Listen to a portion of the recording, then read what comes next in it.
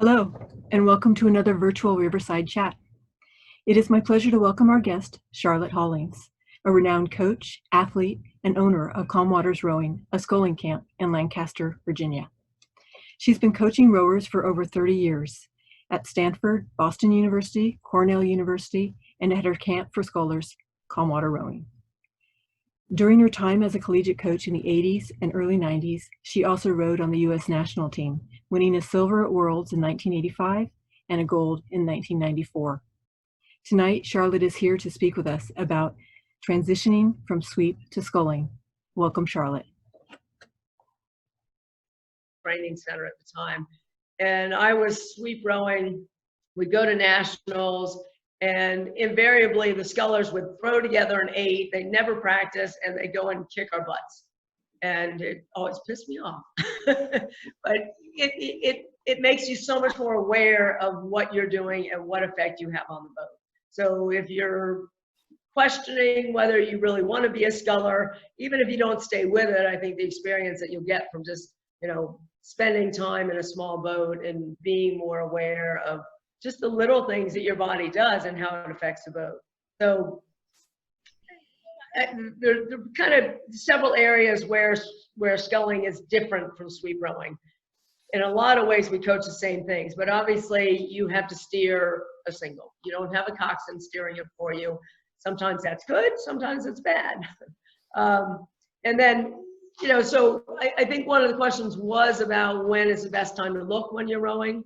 And the best time is during the drive. That's when the boat is most stable. So if you're going to look around, the temptation is to kind of pause at the finish and look at the finish, but I can almost guarantee you then the boat's really going to sway from one side to the other depending on where you're looking. So during the drive is the best time to look. And I think I have a picture here for you, photo number 1, Jessica. So that, and sometimes too, when I first put people out in a single, what I like to tell them is that if you hold on to both oars with one hand, you can do almost anything. You can shake the boat. You can just sit there as long as you hold on to both oars. So it's a good way to figure out exactly the stability of the boat. But that's Jevy Stone racing at the head of the Charles, looking around on the drive. That's when the boat is most stable. And then I think I also have photo number 2, which I think is really just the same thing. And so again, looking around on the drive. And I tend to also use the mirror when I row. When I was young, I would just turn my head and that was fine. I could see pretty well.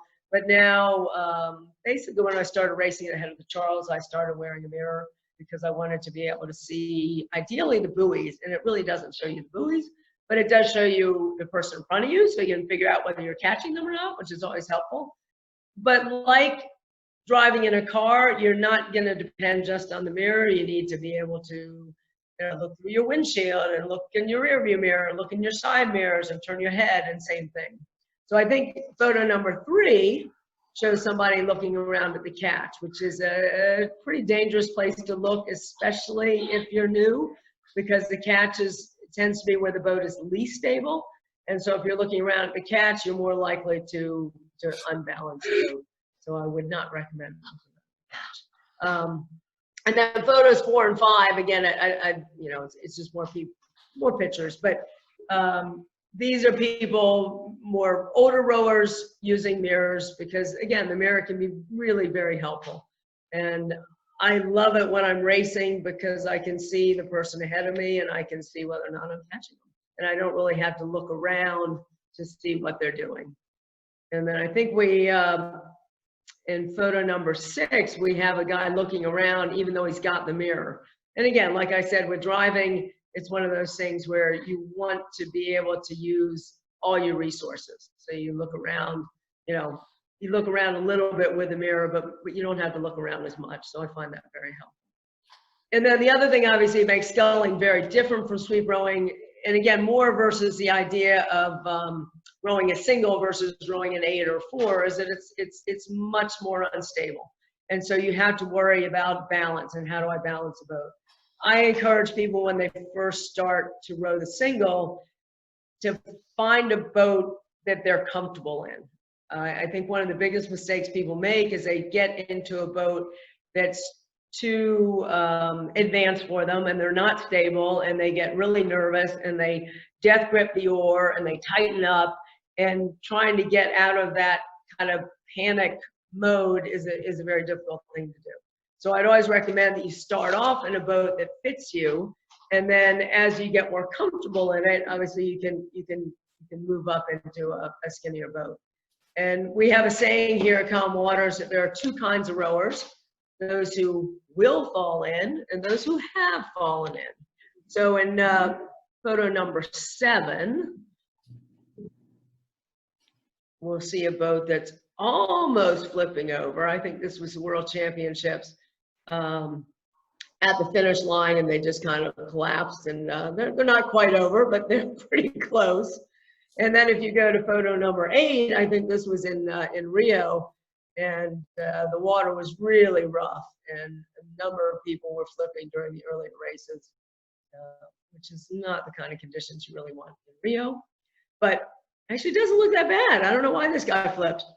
Anyway, so two kinds of rowers, and better to get it over with. Colleen mentioned that we make people flip here. We actually don't make people flip here. Partly because in March, the last thing I want to do is jump in the water. And if I'm not going to do it, I'm not really going to make you guys do it. But we do keep a very close eye on people when the water is cooler. And we show a video of how to get back in the boat. And speaking of that, if your club doesn't make you do it, you know, it's a good idea to at least look at videos and figure out what they're doing. But the best way to learn is to do it. And if you know that you can get back in the boat, it's going to make you that much more confident and comfortable of, you know, how do I row the single? So then how to stay balanced when you're in the boat. And there are two main points that we stress the moment you get to calm waters, and we think it's valuable whether you're rowing sweep or whether you're rowing sculling. And basically the idea, you want to be horizontal, and you want to be relaxed. And the more relaxed you are, generally the more horizontal you'll be. The more horizontal you will be, the more stable the boat, and therefore the more relaxed you're going to be. So I like to show people, I sit at the dock and I'll square up one oar, put it in the water, and then literally just let go of it. And the blade will float exactly at the right depth. And people are always trying to make the oar go to the right place, whereas the oar knows where to go. It's designed to float just below the surface of the water. So instead of trying to put it in the water, just let it drop. Your job is to keep your hands level, but your job is not actually to figure out where the blade goes. The Concept 2 oars and the Croker oars will float just below the surface of the water, actually just above the surface. A little tiny bit of the top of the blade will be above.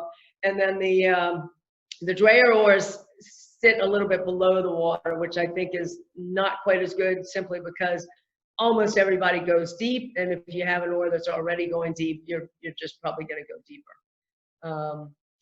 We also are really big on just let the oars skim on the water on the recovery. So many coaches think that's the kiss of death. You can't have the oars on the water. You got to get them off. But if that's all you focus on, you're not going to be able to focus on much else.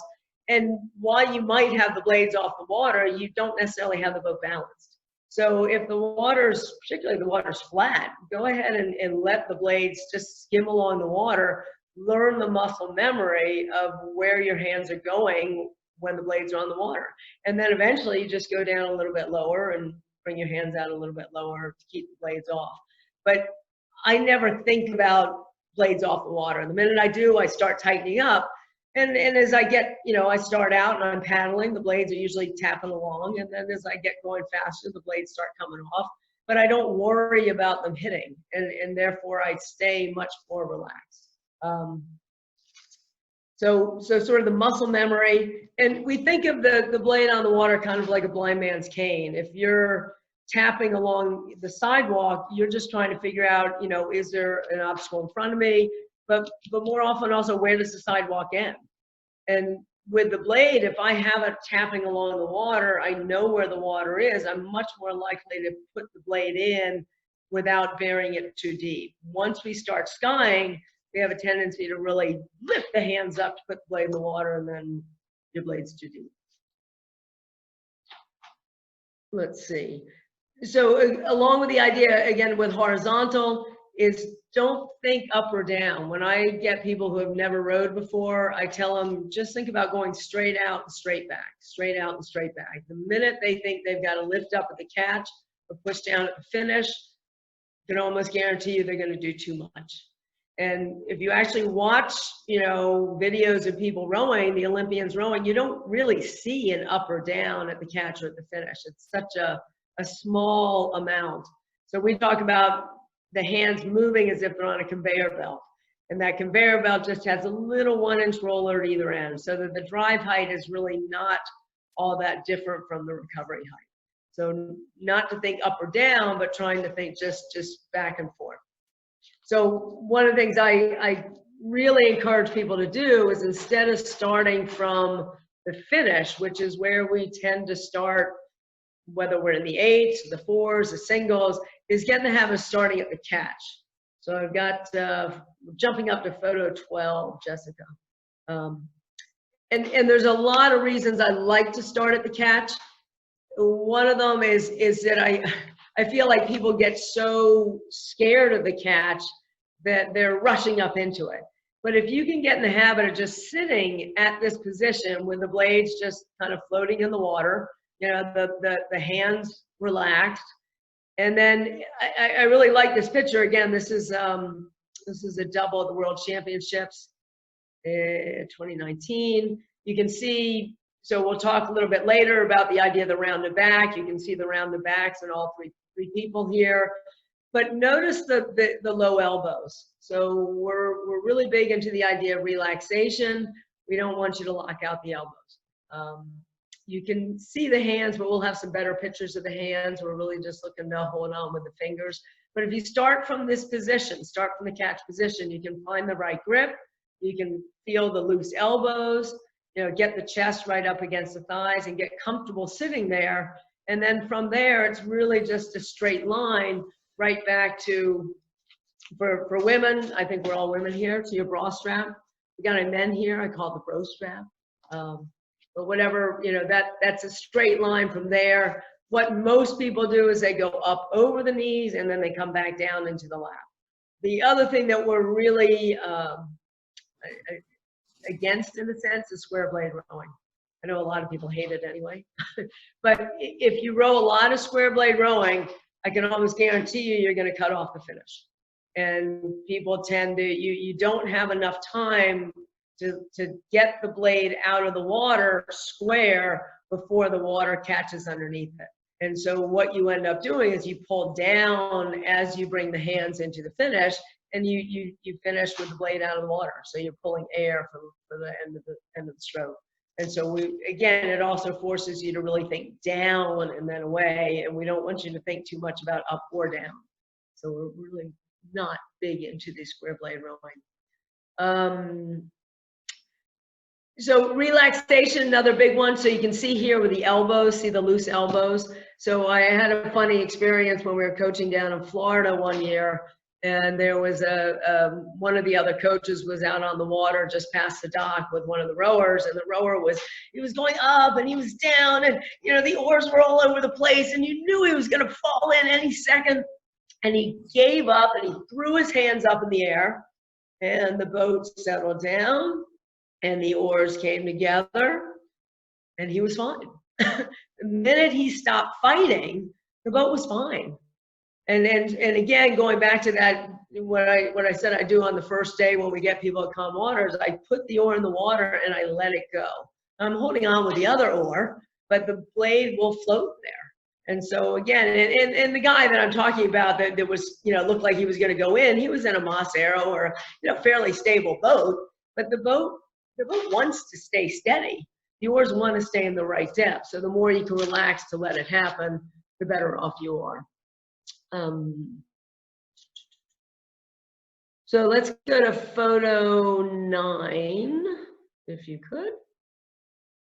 And we're really talking about kind of relaxation through all parts of the stroke. So when you think of any athlete that does something well, they make it look easy.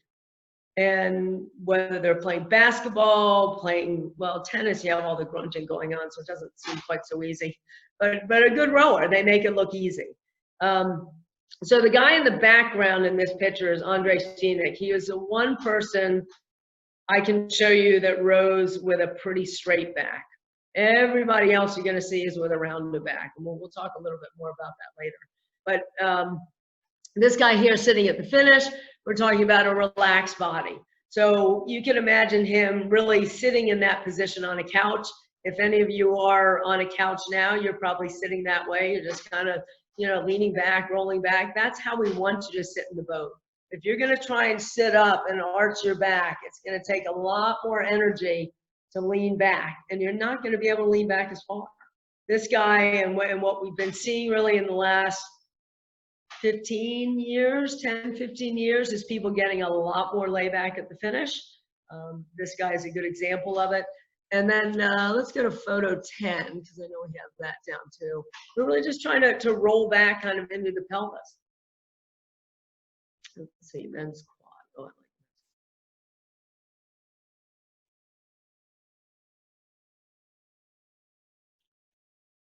So this is Croatia, and the crew I actually really like in this race is Germany. Germany's the one that wins it. But Croatia, the two-seat and the stroke seat are the Sinkovic brothers that after this race went into double and won 4 years straight. Every world championship, every World Cup, won the Olympics in 2016. And then the guy in between in the three-seat is Demir Martin, who went out and raced against Mahe Drysdale to within, I don't know, hundredths of a second at the Olympics in 2016. So again, if you look at all these guys, rounded backs, you know, a lot of layback, but the nose and chin kind of forward to draw the body back out of bow. So it's not shoulders back, it's really, we talk about the belly button being back. And a lot of, it takes a lot of strength around the core. We've got to have a strong core to do this. But it's again, this rounded versus sit up, which we can ask questions about that later. But we talk about the body moving as if it's a carpet. I'm rolling and unrolling a carpet versus a flip phone that's just kind of going up and going down, going up and going down. I'm rolling in and out. And so if you watch, you know, if we could show you video here, which we probably could if I arranged it, you'll see the head's really staying pretty much horizontal. And if you're going to sit up tall, chances are you're going to go down, and then you're going to go up, and then you're going to go down and finish, and you're going to go up again. These guys really stay very, very horizontal. So let's go to photo 11.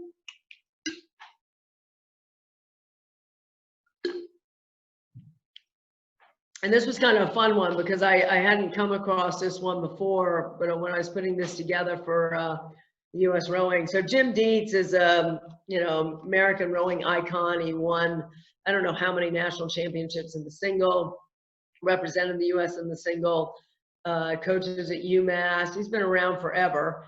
And the way that he's rowing is so much of what we're coaching. And the reason we coach what we coach for the most part is because this is what we see a lot of the Olympians doing. So again, looking at the loose elbows, and a lot of that is the idea that we really want you to pull through at the height that is really the lat, where your lats are. And if you think of it as being on an erg, it's really the erg height. And so if my elbows are straight, I'm really much more up into my shoulders. If my elbows are loose, I'm coming into my lats. And the description I use is imagine playing tug of war. And if you were playing tug of war, you know, you're not locking out your elbows. You don't have your hands up at your shoulder. You have your hands low. You have your elbow. You know, it's not that your arm is totally bent, but it's not locked out. And so I really like this picture of Jim Dietz. So the loose elbows, and then you can see the hands a little bit better now. So you can see the fingers, just the fingers wrapped around the oar. I don't have my palm up on the oar. And then we'll talk a little bit. Actually, yeah, we're gonna talk on to the idea of hands, because obviously the big difference in terms of rowing a single and rowing sculling versus sweep is you've got 2 oars. So what do I do with 2 oars? How do I manage not to smash my hands to smithereens? So when a lot of rowers start rowing, they bash their thumbs together once or twice, and that really hurts, and they really stop doing that almost immediately. But then they start scratching their knuckles with their fingernails, and they ended up coming in with bloody knuckles, and oh, I gotta cut my fingernails. But you can avoid all of this. So let's go to photo 12. Actually, no, we don't want to go. Photo 12 is what we had before. That's all right. We'll go to photo 12. So talking, this is more about the grip. Is it, again, it's not great. I don't know if you can come in any, I don't know if I can make it any bigger. But the fingers are really just out on the fingers. It's not the whole hand wrapped around the oar. And the way to avoid smashing or scratching your knuckles is that we do something that's called nesting the hands.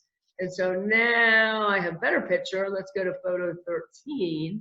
Is that you're actually trying to sit a little offset in the boat. So if you imagine rowing sweep and you're way out to port or you're way out to starboard, when you're rowing in the single, you're actually going to sit a little bit offset. So your left shoulder is a little bit to the stern, the right shoulder a little bit to the bow, and this offset is really down in the torso.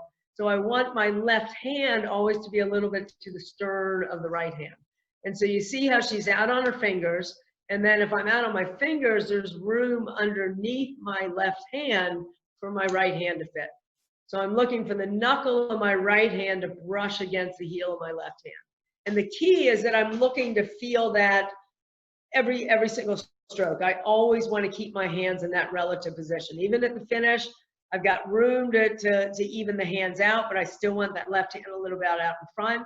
I've got room at the catch to even out, but I want to keep that left hand out in front. And so the right hand just tucks right in underneath the left hand. And it's also the way the boat is rigged. So if you're rowing left on top of right, chances are left immediately on top of right, chances are you don't actually have the boat level because there's not that much offset built into the riggers. And you shouldn't actually have uneven spacers on either side. They should be even because the offset is built into the rigger, but there's not a lot of offset. So you're really looking for the hands to be as close together as you can. And then if I can do this, it also makes the hands a lot more horizontal. So big problem when we get into sculling is that people are always lifting their left hand over the right hand, and then at the finish, usually dumping their right hand to get it away from the left hand. And so the boat pretty much constantly will sit down to the port side. The left hand goes up and the boat goes to the port. And then the finished port hand goes down, it stays to port. So we're really looking to have the hands as close together in a sense as they can. So I got another couple pictures, 14 and 15, which again shows a little bit more of the grip and how to hold on. So Kim Crow, who won the Olympics in 2016, again, out on the fingers, you can see really quite clearly here how that right hand tucked in underneath the left. And just for me personally, one of the things I'm always working on with my own sculling, notice that her legs are all the way down before the arms have started. It doesn't really fit into my talk except to say it's one of the things I'm constantly working on is can I hold off on going with the arms too early. And pretty much I see all the Olympians doing what she's doing, which is legs down. And the body's going to start going back, but the arms are really going to wait until the legs are down to start. But you see the nesting there with the hands left a little bit to the stern, right tucked right up and underneath the left. And again, you can see how low the hands are. They're really coming in at that bra height. And then if we go to number 15, I think it's also Kim Crow again. But this is neat because it's a different angle. It's off the stern of the boat. So you can see straight down the stern. And again, same thing with the nesting. So I'm just looking for the knuckles on top. Somebody called them the knocker knuckles, what you would knock on a door with. They're pointing straight out in front. But if I don't have the right grip, if I got too much of my hand around the oar, I'm not going to really be able to nest all that well. And so I'm really looking to get a little bit more out onto the fingers. And that's why when I talked about the balance, trying to row a boat that you're comfortable in, because if you're comfortable, you're going to be able to grip a little bit more loosely. And if you're loose with the hands, you're going to have a much better feel for what the oar is doing. You're less likely to dig, because you're not going to fight the oar so much. But again, the oar knows what to do. So much of it is letting the oar do what it was built to do, and you're just kind of along for the ride, just following along. No death grip. And then I got one last photo, number 16, and I'm not really sure what 16 was. Oh, gold cup. I think it's just kind of more of the same. I've got more nesting shown here.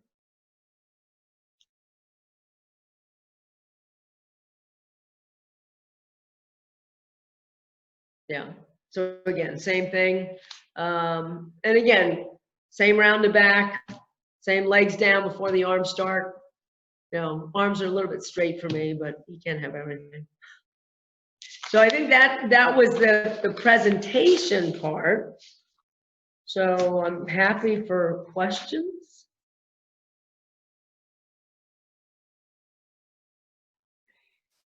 Do people have any that you'd like?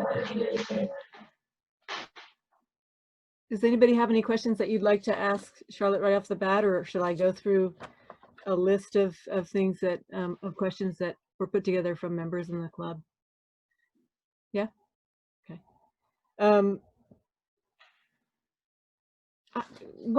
First question would be, for those that are transitioning from sweep to sculling right now, what is the sort of the expectation that they should have in terms of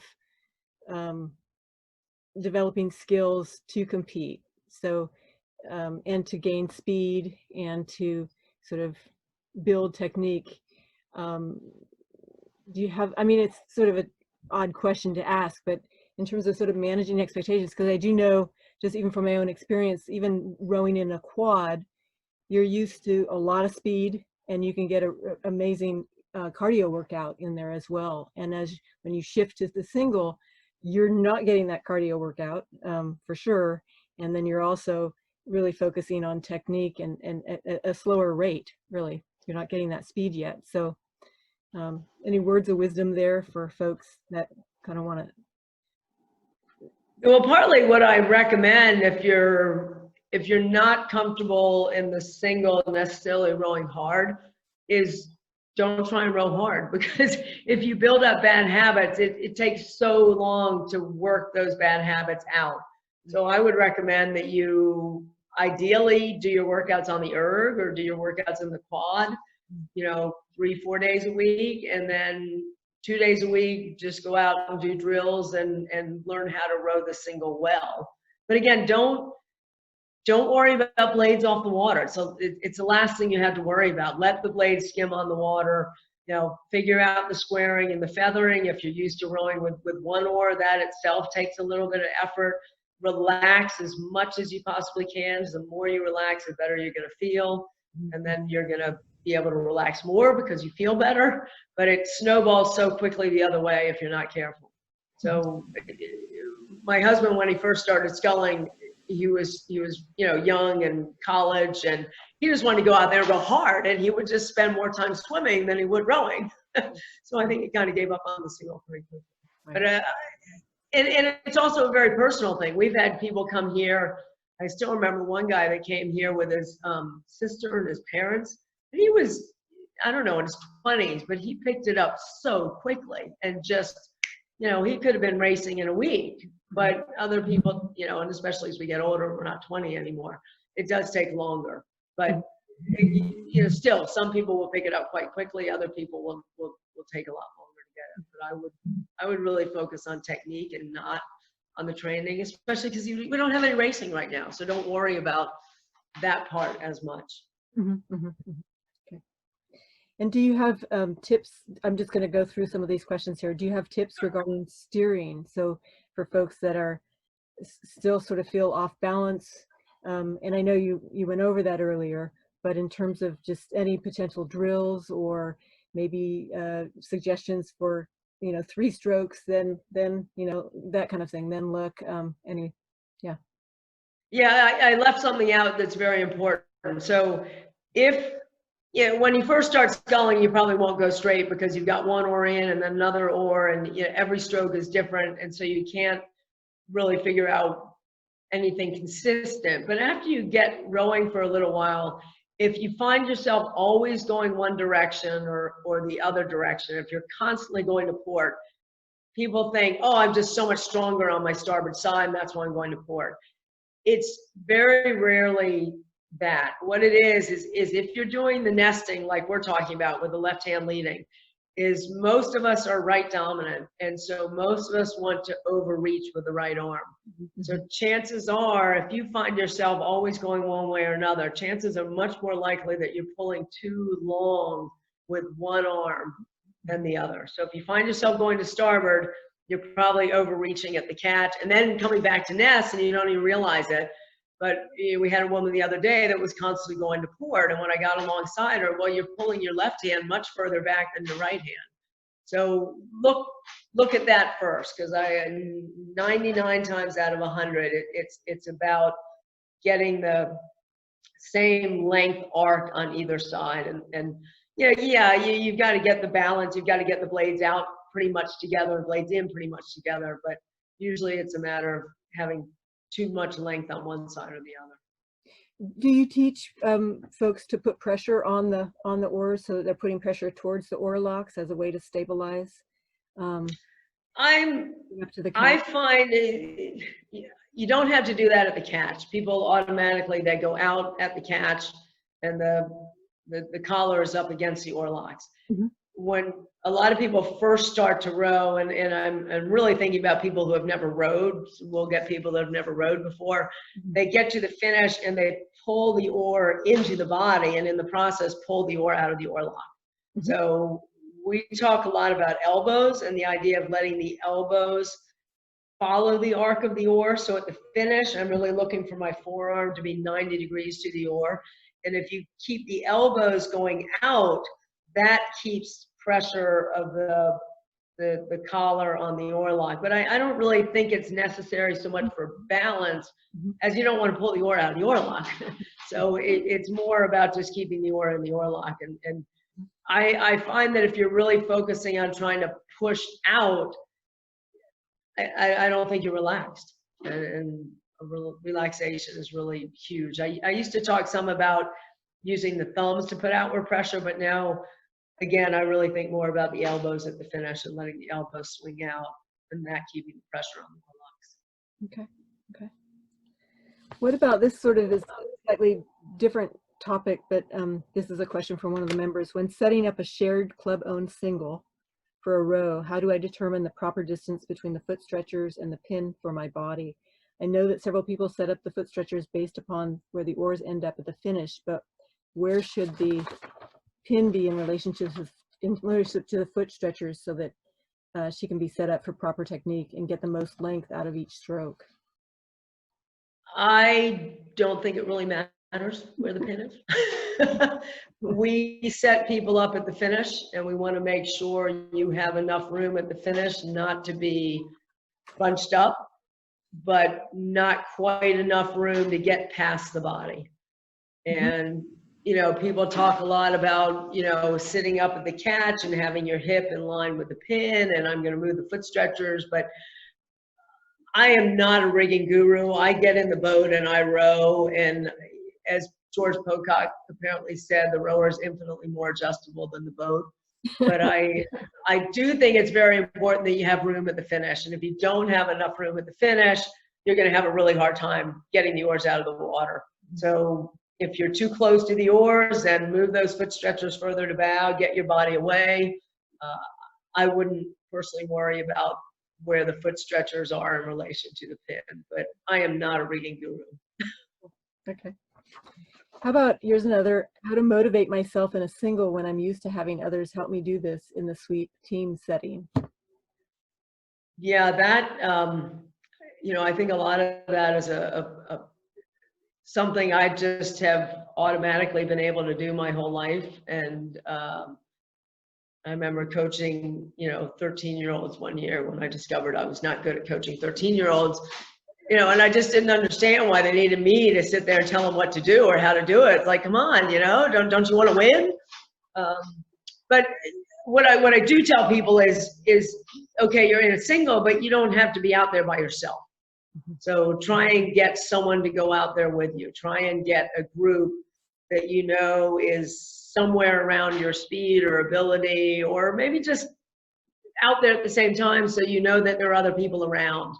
But I've spent a lot of my rowing career training on my own, and it got really old. And now I still do a lot of it on my own, but I love having people to work out with.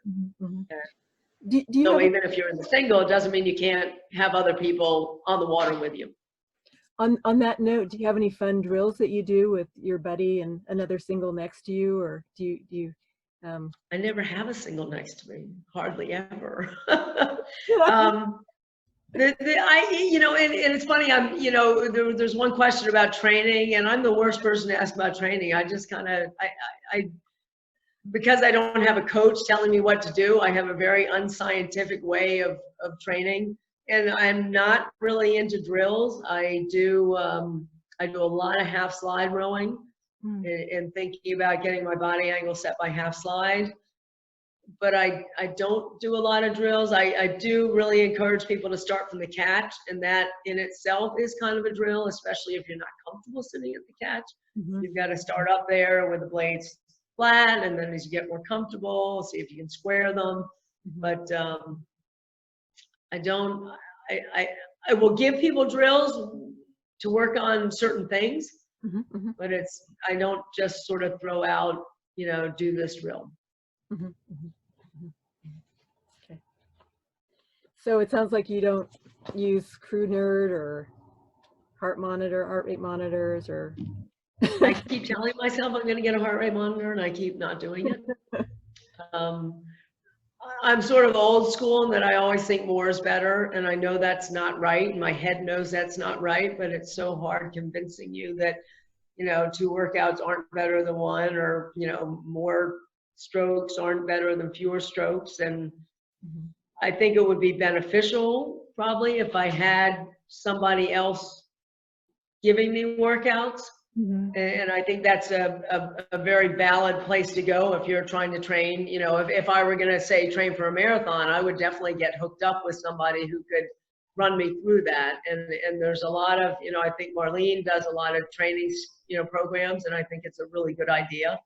Partly because it's hard to tell yourself, okay, I'm going to do, you know, 5 500s today, whereas if somebody else is telling you you're doing that. And that's, again, where it's really helpful to get somebody to do it with you. And I just, I don't have anyone to train with. So if I feel good, I row harder. And if I don't feel good, I don't beat myself up about it, because I'm out there by myself. Right. Okay. Here's a good one, and I think you actually brought this up at the U.S. rowing camp. How do you keep cardio up when you're needing to turn around multiple times on the river? We're currently, our river's being dredged, so there's sort of potentially a smaller loop, you know, that folks are rowing. So how much of a loop do you have? I'm not sure what it is now. Meredith, do you want to chime in? I don't know what it's looks like right now. You know, gosh, can you guys hear me? Yeah. Okay. You know, the barges were at the 101 bridge the other day, so I don't know what that is, 1,000 meters or something from. I heard now they're by McNear Landing, so from, like, say at the turn to the turning basin, that's almost 2,000 meters, like just short of 2,000 meters. But I think they're pulling out our docks really soon, so it will only be out for a couple of days. They work fast, so it should be a non-issue soon. But there's also, you know, row on the other side, row into the McNear Landing, and then that gets another 1,000 meters up and back. So you can do 4,000 meters. You can do 10,000 meters on this side of the 101 bridge if you go up and down twice.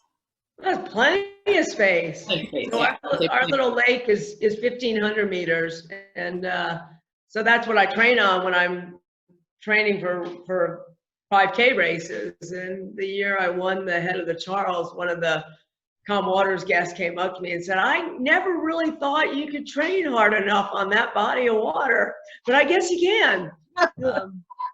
And one of my theories is that it's actually, I think, in some ways physiologic or psychologically harder to stop and turn and have to start right up again than it is to just keep going. So, I mean, you've got to turn quickly. You can't just sort of, get your break and all that, but it's doable. People deal with what they have, but 4,000 meters, you don't have any problem at all. But if you do it quickly, you can keep the heart rate up pretty well. So do you, Charlotte, do you feel like addressing the infamous back question? Sure. Well, one of the things I want to go back to is I sort of started with this, that you're going to hear different things from different coaches. I think Volker actually, he writes very brief articles for Rowing News, and he wrote one a while ago about the round to back and said, yeah, you got to row the round to back. So it'd be interesting if he says anything about that. Right. But one of the reasons I got back into racing the single is because I wanted to row what I coached as closely as I could. And I wanted to show that you could be fast rowing this style. And the style that we row is really what we see the Olympians doing. We have, video, well, they stopped making them, unfortunately, but we have all of the World Championship Olympic videos up until about 2015, I think they stopped making them. And if you look at 99% of those rowers, take Andre Scenic out of the picture, and they're rowing with a round to back. And then people will say, oh, well, that's because they're Olympians, and just because they're Olympians, they can do this. Anybody else would hurt their back. But first of all, there's guys that have 20-year careers, and Itzhak Chop is one of my favorites. And you can't row 20 years with a round to back if the round to back is going to kill you at that level. The other example I have is if you go to the head of the Charles, they have 70-year-olds racing, 80-year-olds racing. Every single one of those older guys racing are rowing with a round to back. The only people you're going to see rowing with straight backs are the high schools, some of the lesser clubs, and maybe some of the D3 schools, but none of the Yales and Harvards and Washingtons and Cals and Stanfords. And I'm not a doctor. I can't really, give you all the physical reasons, but if you think about sitting up straight, and I can sit here right in my chair and sit up straight, I feel it all in the lower back. And then if I'm going to go up to the catch and drive, all of that energy is going to go right down into my lower back. But if I relax my back, around my back, now I go up to the catch and drive, the vertebrae, all the vertebrae take a portion of that resistance instead of putting it all down into one section. Again, it's the one thing I say to rowers, if you're going to tell me your back hurts doing this, I will tell you not to do it. But I can't tell you how many people we've had that come here thinking they have to row with a straight back. And when we give them permission to relax and kind of what feels like a slouch, I remember one woman coming down to breakfast one morning. She said, I woke up this morning and something wasn't right. I realized my back, it doesn't hurt. and so we get, that kind of confirmation a lot. And again, if somebody tells me it hurts their back, I say, fine, do whatever works for you. But I think the reason so many people have back pain is because they row with a straight back. I just, my own example, I've been rowing since I was 13 years old. I've never rowed a sit-up style. I've always rowed with round to back. I've never had any back issues. I know that's only one out of millions of people. But again, if you really look at you probably all get the Rowing Magazine, look at the photos in the Rowing Magazine of the Olympians. Go online and, look at videos on Row 2K, look at still pictures. People are not sitting up, and it's amazing how much it gets taught. Even by U.S. Rowing, not too long ago, they put out a poster with Karin Davies, front and center, And we could take that poster and then go to Karen Davies racing at the Olympics, and there was no similarity between what she was saying to do in the poster or what they were posing her to do in the poster and what she was actually doing while she was racing the Olympics. Right. So I think I write articles on this every year, and it always gets a good amount of discussion going in all the boathouses. But so if you go on Road 2K, I've got probably at least 3 articles on there about sitting up versus straight back. Okay. But ask Volker. It'd be interesting to hear what Volker has to say about it. I will. He's got much more of the medical background that can back up what he's saying. Right. And it's lastly on my list of things is just a question about any tips you can offer on the grip, on feathering. And Meredith, chime in if you want to add to that, but potentially strengthening. If you typically porter starboard, you might not have that feathering down, or and you touched upon it earlier, but if there's anything else there that you might want to say about that. Going back to the idea of relaxation, the looser you hold on to the oar, the less effort it takes to square and feather. So it's going to be hard to explain this instead of showing it. But the grip is really important, because if you're holding on with your entire hand on the oar, you are going to have to use your wrists, and you're going to have to use your wrists a lot to square and feather. And that's where we end up with carpal tunnel and tendonitis and all that. If you relax your grip, I can sit there and demonstrate that if I wanted to, I could feather the oar with my thumb and finger. Now, I don't want you to do it that way, but it doesn't take power to square and feather the oar unless you're death gripping it, and then it takes power. But the looser you do it, so I can demo at the dock, taking a stroke and just putting a little bit of pressure with my thumb on the end of the oar, and the water will help flip the blade over.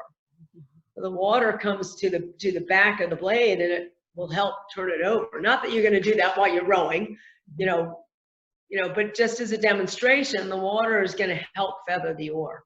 So what I really try and get people to do is A, make sure they've got the right grip, and then B, try not to make the feather a big to-do.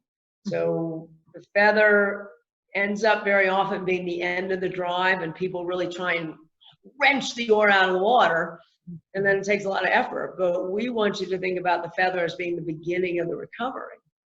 And so I want to stop pulling right before I feather. I let the blade just coast for a split second, and I'm really trying to roll it out on the fingers. So I'm trying to feather with my fingers here versus my wrist there. It'll do the same thing, but if I can make it more of a finger roll than a wrist, you're not going to get tendonitis. You're not going to get carpal tunnel. And then as you come out of bow, so I mentioned this a little bit earlier, I want you at the finish to have the forearms 90 degrees to the oar. And then another thing that everybody is taught is arms away. Get those arms out of bow, quick as you can, arms out. And then we shoot the arms out of bow, but we're still 90 degrees to the oar. And then we go up to the catch, and we're kind of up into our shoulders, and our arms are locked. And then we're trying to square the oar up from our wrist. But if you roll out of bow with the body, instead of trying to just go with the arms, and let your hand pivot a little bit on the oar, so that your elbows are going out more of a diamond shape than trying to get the arms parallel. So as the elbows go out, and if you want to go to Calm Waters Rowing, I'm pretty sure we have this on one of our YouTube videos. But as you come out of bow, let the hands pivot on the oar a little bit. So when you get to the catch, you're not 90 degrees to the oar, but your outside heel of your hand is actually up against the oar. And then you're squaring with your pinky, ring finger, and middle finger instead of trying to do it with the wrist. It's so much easier to demonstrate this and talk you through it, but I'm pretty sure we have a video on it. Okay. But so much of that is relaxation. Again, the two things we talk about constantly: horizontal relaxation, and I would coach the same thing in sweep rowing. Sounds good. Anybody else have anything you'd like to ask that's come up during this session? Yeah, go ahead for it, Anne. Hi. Hi.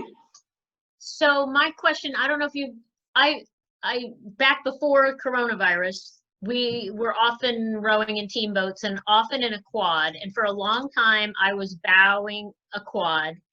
And I developed an issue where my body, people say that it was like my body was kind of twisting. And I think it's because so often I would turn to look as being bow. And I would turn both directions. But I developed some kind of, I felt like I was compensating maybe for a boat not being set. And my body would, on almost every stroke, I think, kind of have a little twist to it. And even, so I decided to get out of bow because I just didn't feel comfortable. But even in two seat, the person sitting behind me in bow would say, Anne, it looks like your body is doing this weird thing as if you're turning. But my head was staying straight. So I developed over time a weird little twist in my back. And I wonder, I'd never felt it in a single. I was always feeling it in a quad. And if there's anything, it sounds really quirky, but is there any advice you would give somebody who might have developed some kind of a bad pattern and how to break out of that? Ooh, that pattern in particular is not one I've come across before, but the question is also, do you not do it in the single, or do you just not feel yourself doing it in the single? Perhaps. And that might be, you know, the first thing to try and figure out. And then trying to be aware of, you know, what point of the stroke do you do it? You know, but if you don't feel it, you know, so a lot of times I'm coaching people and I'll say, do you feel that? And they'll be like, no. It's like, oh, well, okay, let's try something different. But I think the first thing is to figure out if you do it in the single. Okay. But I've never, the twist is like a twist as if you're turning to look. Yes, but I'm not turning to look, but it's like my body must have been doing it so often that's what I developed. I've asked one other coach about it, and her advice was to kind of just be sure that I was sitting, you know, evenly weighted on the seat with both, you know, sides of my butt, and that to make sure that I was pushing evenly with both legs. And that's what I was thinking, that maybe it's because I'm steering with that one foot. So maybe it was just a long time of not totally, you know, equally pushing. And her advice was to really focus on, you know, my butt and my legs. Yeah. Not so much, I think I was thinking of my back because that's where the problem was. But she says you got to bring it down to, you know, where it might be originating, which is with your butt and your legs. Yeah. And the other thing I would say is get a mirror so you don't have to turn around quite so much. You know, if you don't use one, it's just a nice way to be able to keep yourself a little bit more in the center. But yeah, I mean, you could just been trying to push more with one leg and in the process. But I actually want people also to sit a little bit offset in terms of getting the nesting. But I don't want them to switch back and forth. I want them to always stay that way. So, but in talking about trying to make sure, you know, whether or not you're doing it in the single, I was also going to say a lot of scullers, and this is not really so much with your question, but a lot of scullers don't get coached. I think because people have this mindset that scullers are just these independent people, and that might change now that all these sweep rowers are sculling. But it's very hard to know what you're doing in the single. I mean, I swear that I'm not diving at the catch, and then I get video, you know, oh yeah, there I'm going, reaching at the catch. So get a video of yourself maybe in the single to see if you're doing it. Okay. And then trying to work with that. Okay, thank you. I'm not sure that was very helpful, sorry. Fine, thanks.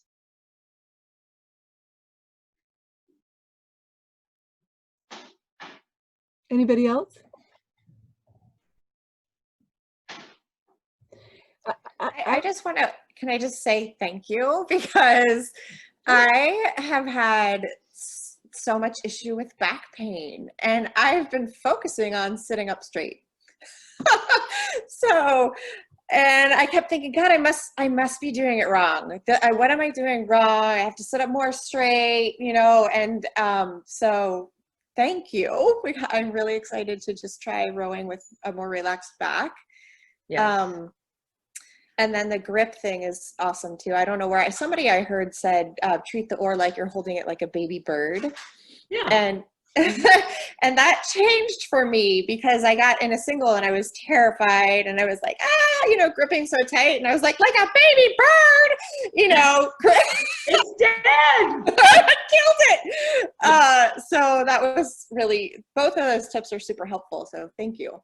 Good. Well, I'd be interested to see if relaxing. I mean, again, I really think a lot of the back problem comes from sitting up. And when I'm actually at the finish, I'm leaning back in such a way that, you know, my butt, which is not all that fleshy, but I can feel my butt kind of partly rolling off the seat, the back of my butt. And I'm not on the sit bones at the finish. So again, if you're going to sit up, a lot of coaches will tell you to stay on those sit bones, but we're actually looking for you to roll completely off those sit bones at the finish. And then you'll roll, as you roll back out of bow, you'll end up back on them again. But I think you'll find your back will be much happier when you let it just relax. And I describe the position that I'm sitting in at the bow as like my couch potato position, where I could sit there all day and eat popcorn and watch Popeye. But that's the position we're looking for, really rolling down into your pelvis. And then from there, anybody do Pilates? So Pilates does this move where you roll up, you lie down on the floor, and then you roll up one vertebrae at a time. That's kind of what we're looking for. I'm rolling out and I'm rolling back. And you'll find that your head can really stay very steady that way. Another little trick is if you wear a hat, see where the brim of the hat is when you're at the finish, and then that brim of the hat you should have the same view all the time. And if all of a sudden you can see a whole lot more horizon, then you know you're coming up. Good luck with that. I think you'll be happier. Yes, thank you. Cool. You have my permission. Just ouch. Anybody else? Abigail, you have anything or?